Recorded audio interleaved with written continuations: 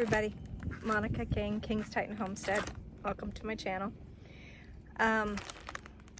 This morning, now I'll grant you, it's still like 102 today, or 100 degrees today, still in triple digits. And I have been trying to part with, like, clean a bunch of things out, like get rid of a bunch of things we don't need anymore. So I thought, well, what a better way to do that than to set up at different locations with honey and try to make some sales. And I normally go to Arivaca on the first Saturday, or I try to. I had been missing quite a few Saturdays. Things that have come up in place of going there. And then I found another location that was just a really, really busy intersection. So I set up there twice now. I also contacted people off of Facebook Marketplace and said, hey, I'm an hour drive for anybody to go anywhere to get things. So when I sell things on Facebook Marketplace, they find out where I'm at and they're like, eh. And I'm like, well, I'll meet you. And literally these people just want instant purchase. They want to buy it and pick it up. I mean, they want to pick it up right then and there. They don't want to wait for it.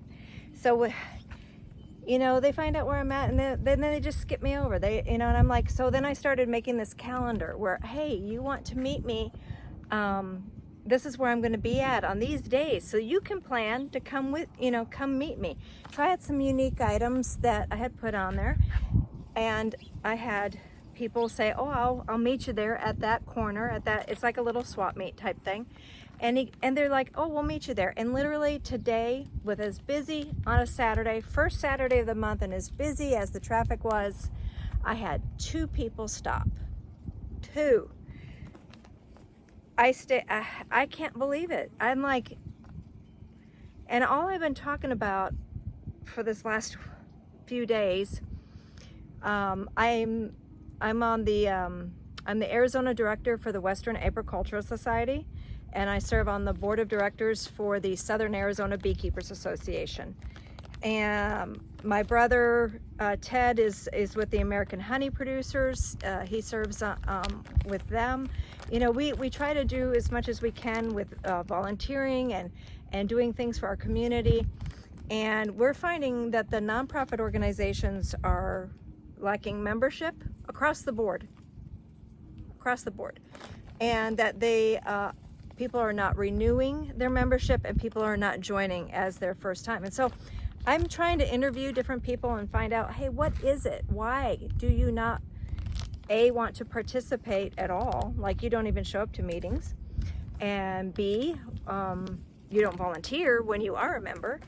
And C, what is it? Just what is it? And so the people that I've had the opportunity to ask right now, basically they say they don't have the extra money to belong to multiple clubs. 1, much less 2, 3. So it's economy. 2, they don't have the time. So, they're so busy trying to make ends meet in their, so basically it's money, and they just, the time and expense it takes to get from point A to point B, driving, traffic, the whole thing. They would rather just be at home. But that doesn't mean that these be at home people are even joining us via Zoom. So I have a question for you all. If you're watching my channel because you're into beekeeping, do you belong to a local association, state association, federal or international, surrounding the beekeeping? If you belong to those, do you just pay your dues? Do you volunteer? Do you go to the meetings? Do you go to the conferences? And what is it that you're looking for out of your local state? What is it you're looking for? What do you want from your organizations? We're really, really needing input from the beekeeping community, because, sorry about that. You want to see who did that? That's who did that. Did y'all enjoy that ride? I'm so sorry. She's a pain in the butt. That is Brass. Hi, kitty kitty. Sorry about that. I should edit it out, but it's actually quite funny what she does to me. Don't touch the phone. So, no, that's not gonna work. All right, so we're just gonna kind of sit over here. So those are just a few questions, sorry about that, that I have. And I hope that, you know, you can answer those. But I went and I've shown you the bee removal of what was inside of the Rubbermaid container. And the ladies, bless them, were two sisters that had the bees inside this Rubbermaid. And one, I believe, was 88 and the other sister was 81. So if any of my sissies are listening to this, we might end up together in the same house. Just think about that. But these two ladies were keeping home together and living, you know, this is remarkable. I would rather live like that than in one of these care facilities that's going on, you know? So they join forces, they garden together, they do all this stuff, but it's starting to get a lot harder for them to keep up with things. So they just said, Monica, take that Rubbermaid and take everything in it. So there was like 4 bags of potting soil and just some tarps, which is always needed in a garden. But there was this too. And I had never seen, this is a flower tower, a floor standing flower tower. I'm gonna open it up right now. So I've seen these towers through other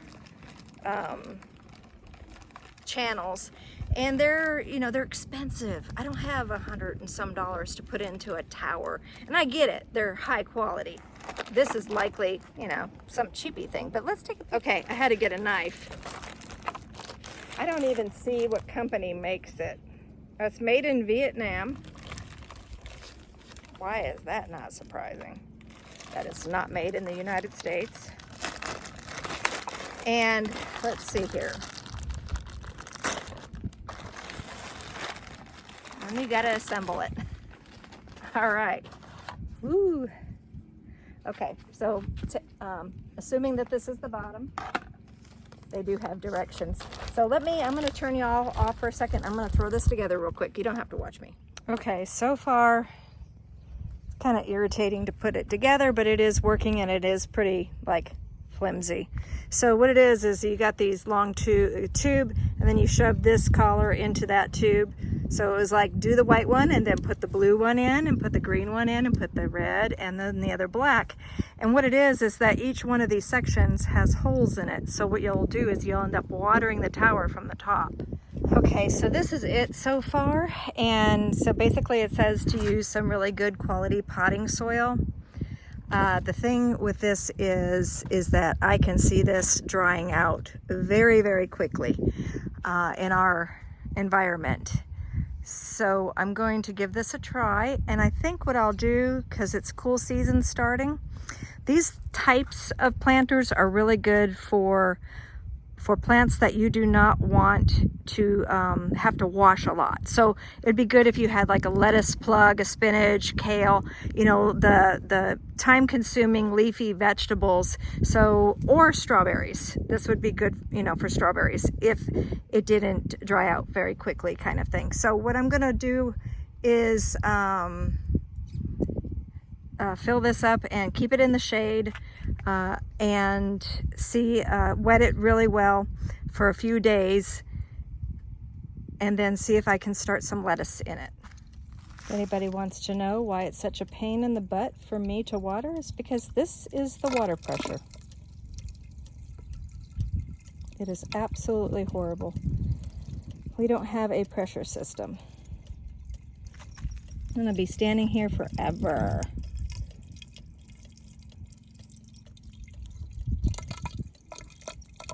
Actually, I should do it a different way.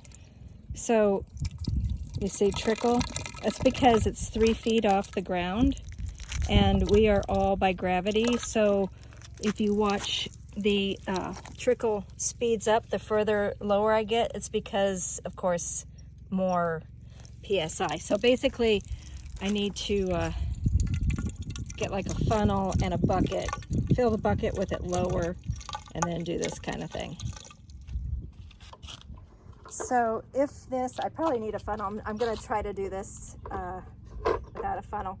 But if this just kind of pours right out the holes and like just drains, it's not going to be, look at that. Oh my goodness.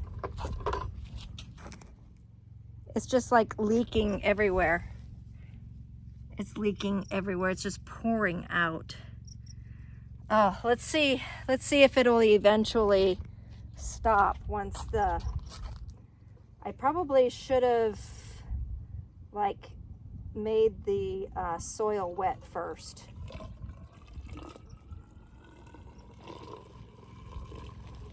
Yeah, it's just pouring out. Okay, we have hydrophobic soil. Okay, it is finally holding soil and the water is slowly draining. You can see the water in there, so it's no longer just pouring out.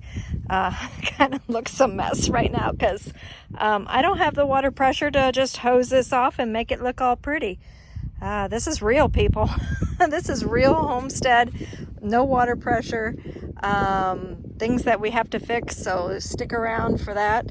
I am going to start my lettuce in the tray plugs, and after they sprout, then I'm going to put them in this, but I am going to continue to put water in until the soil is no longer hydrophobic, and then I'm going to add a liquid fertilizer, and then I'm going to put my plugs into it. So I'll probably come back and talk about this in future videos. So another couple tips, if you've joined me before, I probably shared with you, hi. I might have shared with you this. This is a reminder that the water is on. That way I don't drain the entire tank. So if I go inside with that on, when I look at it, I'll go, oh, I gotta go turn the water off. The other thing that I use as my secondary backup is a timer attached to the hose. So I just have this attached, I set the timer at the different watering locations, and I walk away. Then I have this for backup. Okay, so I sort of looked at that flower tower thingy up on Amazon, and I'll put a link to it below and also on my website, but I am by no means endorsing it, although it is an affiliate link, and the only reason I'm doing that is because some people that are see it might go, oh, I'm going to try that in my region. Now, I am mentioning that I do believe that it's going to dry out too much to be using it in a Tucson area. However, if you have like a small apartment and you are like in a complex where you might have only so many feet to use for your garden, and you want to do some nice clean garden greens, one of those towers is really a nice thing to get. Maybe you might want to spend money on the more expensive ones because they do work. Those towers do work. I can't remember what brand it is. I don't know. I don't have one, but I've seen them and they're very, very nice. So if you're limited on space, this might be something you might want to get. Flip them over. All right, take a look at that Chalcedony, and wow, those are fluorescing beautiful green. Look at the orange in that right there. It looks like a little bit of calcite in there. That's a unique one. I wonder if we should put that one on separately. Yeah, probably. Yeah, so you will find specimens like this, either single, really unique pieces like that one with the orange in it over there, or all the way up to bulk. Whatever your needs are for Chalcedony, we have it over at King's Titan Homestead Etsy store. I'll put a link below.